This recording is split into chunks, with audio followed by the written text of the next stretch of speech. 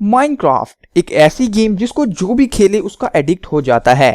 Minecraft world के top famous games में से एक है और आप सब लोगों ने भी जरूर ये गेम खेली होगी। अगर खेली नहीं तो कम से कम इसका नाम तो सुना ही होगा। ये गेम न्यू प्लेयर को देखने में बिल्कुल नॉर्मल लगती है क्योंकि इसमें सिंपल एक वर्ल्ड होता है और हमें उसमें सरवाइव करके एंडर ड्रैगन को मारना होता है। लेकिन ये गेम जितनी सिंपल दिखती है उतनी है नहीं। इस गेम में बहुत सी मिस्ट्रीज छुपी हुई हैं और ये गेम खुद भी एक मिस्ट्री है। मतलब इस गेम में कुछ ऐसी चीजें हैं जिनके बारे में कोई नहीं जानता कि ये कहां से आई और किसने उनको बनाया।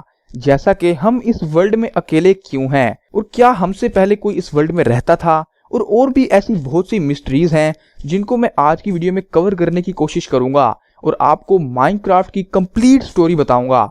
लेकिन स्टोरी बताने से पहले मैं आपको इस गेम का थोड़ा सा ओवरव्यू दूं तो एक्चुअली माइनक्राफ्ट एक वर्ल्ड है जिसमें हमें बहुत से डेंजरस मॉब्स, एनिमल्स, विलेजर्स और कुछ एनिमीज देखने को मिल जाते हैं और हमने स्टीव या एलेक्स में से कोई एक प्लेयर को चूज करके इस वर्ल्ड में सरवाइव करना होता है।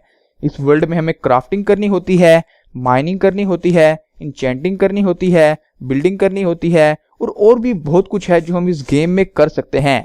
और फिर हम ये सब करके खुद को इतना पावरफुल बनाते हैं कि हम एंडर ड्रैगन को मार सकें। और फिर एंडर ड्रैगन को मारने के लिए हमें एंड पोर्टल ढूंढना पड़ता है और उसमें जाकर फिर हम एंडर ड्रैगन को मार देते हैं। और फिर उसके बाद हमें एक पॉइंट देखने को मिलती है जिसमें हमारी बात की जाती है और फिर इसके बाद हम अपने लास्ट रिस्पॉन पॉइंट पर आ जाते हैं। तो क्या यही इस गेम का एंड था?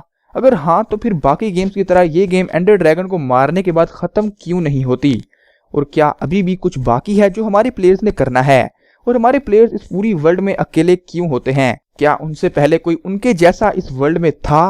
और ये जो हमें स्ट्रक्चर्स आज माइनक्राफ्ट में नजर आते हैं ये बनाए किसने?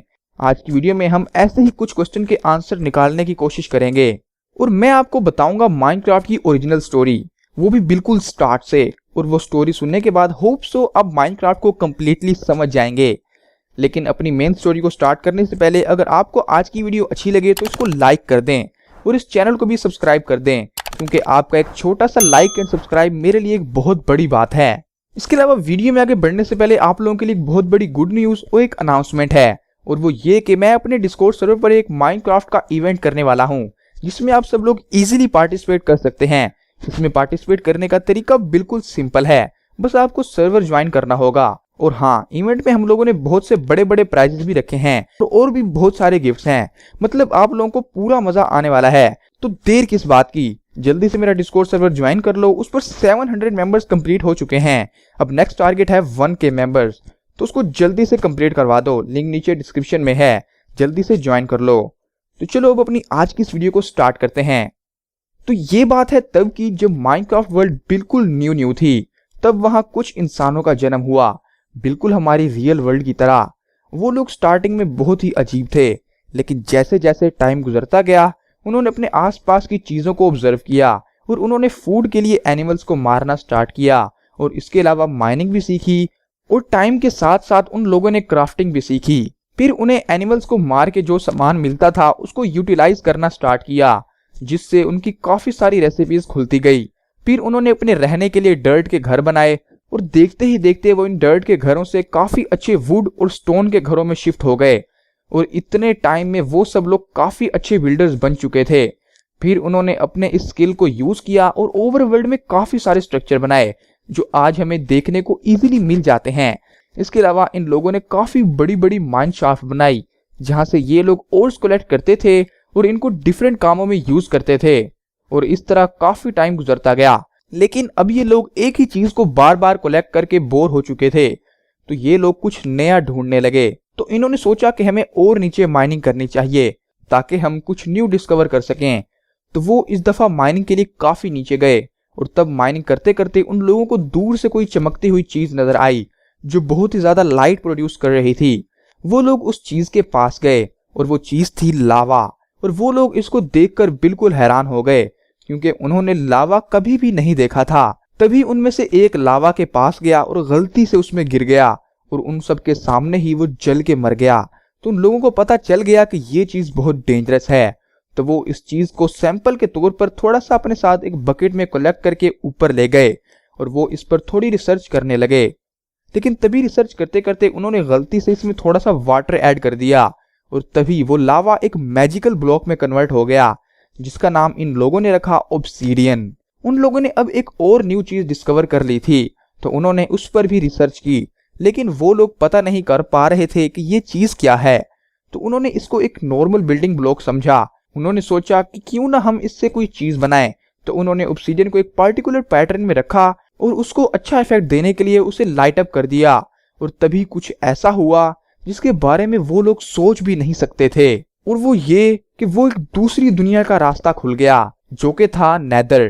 तो वो लोग उसमें जाने से डर रहे थे, तो उन्होंने ये चेक करने के लिए कि कुछ डेंजरस तो नहीं, उन्होंने उस पोर्टल में कुछ पिग्स को भेजा, लेकिन काफी टाइम तक वो पिग्स वापस ही नहीं आए। तो उन लोगों को पता चल गया कि ये कोई डेंजरस जगह है, तो इसमें नहीं जाना चाहिए। इसके बाद वो लोग ऑब्सीडियन पर और रिसर्च करने लगे, और फिर इन्होंने बनाई एक इंचेंटिंग टेबल, और फिर इनको पता चला इंचेंटिंग के बारे में, और उन्होंने जब इंचेंटिंग यूज की तो उनके पास कुछ मैजिकल पावर्स आ गई, और अब वो मैजिक भी यूज कर सकते थे, और उन्होंने काफी टाइम तक उसको यूज किया, और इससे उन लोगों को बहुत सारी पावर्स मिल रही थी। लेकिन इसका एक बहुत बड़ा नुकसान था, और वो ये कि इंचेंटिंग यूज करने के लिए उनको अपनी सोल का कुछ हिस्सा देना होता था, मतलब कि एक्सपी। तो जब उन लोगों को इस चीज का पता चला तो उन्होंने इंचेंटिंग करना बंद कर दी, लेकिन उनमें से कुछ ऐसे लोग थे जो और ज्यादा पावर हासिल करना चाहते थे, तो उन्होंने इंचेंटिंग जारी रखी और इंचेंटिंग करना नहीं छोड़ा। वो लोग अभी भी छुप छुप कर इंचेंटिंग करते थे, और दूसरी तरफ बाकी लोग अपनी सोल्स का वो हिस्सा जो उन्होंने इंचेंटिंग में वेस्ट कर दिया था उसको वापस लाना चाहते थे। तो उन्हें ख्याल आया कि हो सकता है कि इन ब्लॉक से जो पोर्टल बना था उसको फिर से बनाते हैं और उसमें जाकर देखते हैं, तो हो सकता है हमें वहां से कोई सुराग मिल जाए कि हमारी सोल्स कहाँ हैं। तो वो लोग उस पोर्टल में चले गए। उस जगह पर हर तरफ लावा ही लावा था। उन लोगों ने वहां पर रिसर्च करना स्टार्ट की, और रिसर्च करते वक्त किसी भी टाइप की परेशानी से बचने के लिए उन्होंने नेदर में ही फोर्ट्रेस बनाए, और इसके अलावा उन्होंने बेसन भी बनाए और नेदर में कुछ स्ट्रक्चर्स बनाए। और जैसा कि आप जानते हैं कि नेदर में खाना नहीं मिलता, तो वो काफी सारे पिग्स को भी नेदर में लेकर आए, और उन्होंने फिर रिसर्च स्टार्ट की, और रिसर्च करते करते उनको मिली सोल सैंड। सोल सैंड उनको पूरे नेदर में सबसे अजीब ब्लॉक लगा, क्योंकि इस पर कुछ सोल्स बनी हुई थी, और इसके अलावा ये एनर्जी भी प्रोड्यूस कर सकता था। तो उन लोगों को लगा कि इसी ब्लॉक में ही उनकी सोल्स हैं जो कि कैद हो चुकी हैं, जो इंचेंटिंग से चली गई थी। तो उन लोगों ने इस ब्लॉक को कलेक्ट कर लिया और इस पर रिसर्च स्टार्ट कर दी। लेकिन तभी कुछ ऐसा हुआ कि उनके कुछ साथी इस नेदर में ही मर गए, और जिस जगह वो मरे वो जगह सोल सैंड में कन्वर्ट हो गई, और वहां पर ब्लैक कलर का स्केलेटन स्कल स्पॉन हो गया। उनको पता चल गया कि इन स्कल्स और इस सैंड के बीच में कुछ कनेक्शन है, और इसके अलावा उन मरने वाले साथियों में उन लोगों के 3 बहुत अच्छे दोस्त थे। तो वो लोग किसी भी तरह उनको वापस लाना चाहते थे। तो उन्होंने उनके स्केलेटन्स को लिया और ओवरवर्ल्ड में वापस आ गए, और फिर इन्होंने कुछ ऐसा किया जो उनकी पूरी सिविलाइजेशन को ही खत्म कर गया। वो लोग सोल सैंड पर एक्सपेरिमेंट करने के लिए और अपने उन 3 दोस्तों को वापस लाने के लिए रिसर्च करने लगे। उन्होंने सोल सैंड को एक पार्टिकुलर पैटर्न के साथ रखा और उस पर अपने उन तीनों दोस्तों के स्कल लगा दिए, और तभी एक बहुत बड़ा ब्लास्ट हुआ। उन लोगों को लग रहा था कि उनके 3 दोस्त जिंदा हो गए, मगर वो एक विदर था जो आते ही हर चीज डिस्ट्रॉय करने लगा। सब लोग ये देखकर वहां से भागे और वहां से भागते रहे, और विदर उनकी पूरी सिविलाइजेशन को डिस्ट्रॉय कर रहा था। और पूरी सिविलाइजेशन को डिस्ट्रॉय करने के बाद वो विदर उनके पीछे पड़ गया। विदर को अपने पीछे आता देखकर उन लोगों ने भागना स्टार्ट कर दिया, और भागते भागते वो बहुत दूर आ गए, लेकिन वो विदर अभी भी उनके पीछे आ रहा था। तो उन लोगों ने नीचे की तरफ डिगिंग करना स्टार्ट कर दी, और काफी नीचे जाने के बाद वो अभी के लिए बच गए थे, लेकिन विदर अभी भी ऊपर था। तो उन लोगों ने नीचे एक बहुत बड़ी जगह बनाई जिसका नाम उन्होंने रखा स्ट्रॉन्ग होल्ड। उनको लग रहा था कि अब वो विदर से बिल्कुल सेफ हैं, लेकिन ऐसा नहीं था, क्योंकि विदर उनकी तरफ ही आ रहा था। तो फिर उन्हें एक आइडिया आया। उन्होंने सोचा जिस तरह ओवरवर्ल्ड से नेदर में जाने के लिए एक पोर्टल है, इस तरह ओवरवर्ल्ड और नेदर के अलावा कोई और भी डायमेंशन जरूर होगा, और उस डायमेंशन में जाने के लिए हम एक न्यू पोर्टल बनाना चाहिए। तो काफी ज्यादा रिसर्च करने के बाद और कुछ मैजिक को यूज करने के बाद उन्होंने एक एंड पोर्टल बनाया और उसमें चले गए ताकि इस विदर से बचा जा सके। लेकिन वो ये नहीं जानते थे कि वहां एक और खतरा उनका इंतजार कर रहा है, जो कि था एंडर ड्रैगन। और जैसे ही वो लोग उस एंड डायमेंशन में पहुंचे तो उनका वापसी का रास्ता बंद हो गया, और अब उनके सामने एक बहुत बड़ा ड्रैगन था जो उन पर बार बार अटैक कर रहा था और वो बहुत पावरफुल भी था। अब उन लोगों ने बिल्कुल हिम्मत हार ली। उन्होंने मान लिया कि यही हमारा एंड है। लेकिन तभी उन्हें एक आइडिया आया कि इस डायमेंशन में इस आइलैंड के अलावा और भी आइलैंड हो सकते हैं, तो हमें उन्हें ढूंढना चाहिए। तो वो फिर से उठे और कुछ ब्लॉक्स लिए और एक तरफ से ब्रिज बनाना स्टार्ट कर दिया। काफी दिनों तक वो ब्रिज बनाते रहे। तभी उनको दूर से एक और आइलैंड नजर आ गया और वो लोग ये देखकर बहुत ही ज्यादा खुश हुए।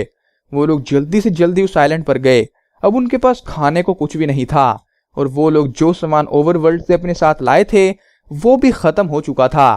तो उनको इसी आइलैंड पर कुछ ट्रीज जैसा मिला और उन पर कुछ फ्रूट्स लगे थे जिनका नाम था कोरस फ्रूट्स। तो उन लोगों ने उनको खाना स्टार्ट कर दिया। इसके बाद उन्होंने उस जगह को ही अपना घर बना लिया क्योंकि वो लोग जानते थे कि अब वापसी का कोई रास्ता नहीं है। तो उन्होंने वहां पर बड़ी बड़ी एंड सिटीज बनाई और उसमें रहने लगे। लेकिन एक दिन कुछ ऐसा हुआ कि उन लोगों को अपने अंदर कुछ चेंजेस नजर आने लगे और वो लोग एंडरमैन में कन्वर्ट हो गए और कोरस फ्रूट खाने की वजह से उनमें टेलीपोर्टेशन की पावर भी आ गई और वो लोग अब अपनी आइडेंटिटी खो चुके थे। तो अब सब कुछ खत्म हो चुका था और दूसरी तरफ वो विदर जो ओवरवर्ल्ड में तबाही मचा रहा था वो कहीं गायब हो गया था। कहा जाता है कि वो वापसी नेदर में चला गया जहां से वो आया था और नेदर में जो हमें फॉसिल्स मिलते हैं वो उसी विदर के हैं। उन लोगों की छोटी सी गलती की वजह से सब कुछ खत्म हो गया, लेकिन अभी भी कुछ बाकी था और वो ये कि उनके अलावा कुछ और सर्वाइवर्स भी बच गए थे जो वर्ल्ड को एक्सप्लोर करने गए थे। और जब वो वापस आए और अपनी किंगडम को इस हालत में देखा तो वो लोग इस मैजिक को और बाकी सब चीजों से दूर रहना चाहते थे ताकि फिर से ऐसा ना हो। तो उन्होंने विलेज बनाए और उन विलेज में रहने लगे और एक नॉर्मल लाइफ गुजारने लगे। और आज भी ओवरवर्ल्ड में ये विलेजर्स मिल जाते हैं। और फिर जब काफी साल गुजर गए तो तब आते हैं हमारे कैरेक्टर स्टीव एंड एलेक्स और वो लोग फिर ये सब काम करते हैं और जाकर एंडर ड्रैगन को मारते हैं और इस तरह वो लोग एंड से ओवरवर्ल्ड का रास्ता खोल देते हैं। तो गाइस ये थी माइनक्राफ्ट की कंप्लीट स्टोरी। आप लोगों को नेक्स्ट वीडियो किस पर चाहिए मुझे कमेंट्स में जरूर बताना और आपको आज की वीडियो कैसी लगी ये भी मुझे कमेंट्स में बताना। और वीडियो को लाइक कर दें, चैनल को सब्सक्राइब कर दें और मेरा डिस्कॉर्ड सर्वर लाजमी से ज्वाइन कर लें और इवेंट में भी पार्टिसिपेट करें क्योंकि मैं उस इवेंट को अपने सेकंड चैनल पर अपलोड करूंगा।